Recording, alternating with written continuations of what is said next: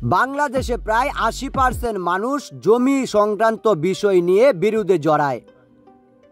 আর এমনই একটি ঘটনা ঘটেছে আমাদের এলাকায়, যেখানে চাচা তার বাবার জমিতে চাষাবাদ নিয়ে ব্যস্ত, কিন্তু আরেক চাচার ছেলে সেটাকে বাধা দিতে ব্যস্ত।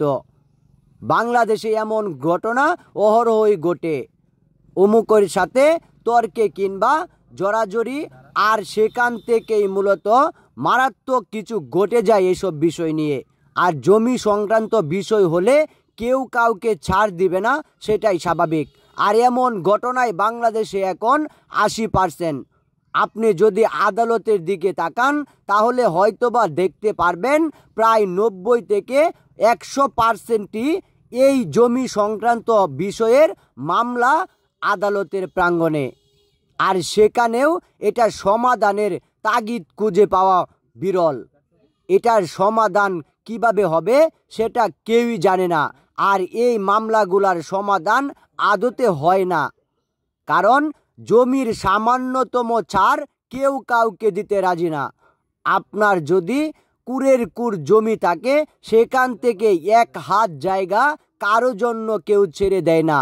সেটার বাস্তব প্রমাণ মিলেছে একটি জরিপে। আর এসব ঘটনাই এখন অহরহই ঘটে। আপনার সাথে, আপনার বাড়ির ভিটার সাথে অন্য জনের জমির লেজু লাগাইল, আর সেখানেই মূলত আপনি তাকে ছাড় দিবেন না।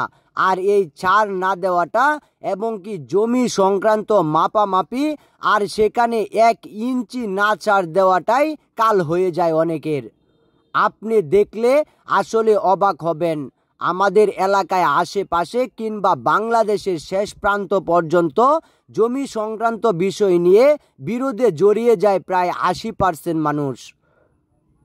আপনি উত্তরাধিকার সূত্রে কার জমি ফেলেন সেটার খারিজ আছে কিনা, কিংবা আপনার নামে রেকর্ড আছে কিনা, সেটা না জেনেই তর্কে কিংবা মারামারিতে জড়িয়ে যায় লোকজন। আর সেখানে একজন থাকে না, প্রায় কয়েকজন, এবং কি সংঘবদ্ধ চক্র বা পরিবারের লোকজনও রয়েছে। আর একজনের বিরুদ্ধে একটি মামলা হলে বিষয়টা হতো, কিন্তু একটি মামলায় কয়েকজনকে আসামি করা হয়, আর নষ্ট হয়ে যায়, ধ্বংস কাতারে চলে যায় একটি পরিবার। আর এসব থেকে এখনই আপনাকে বের না হলে আপনি হয়তোবা অনেক কিছুই মিস করবেন।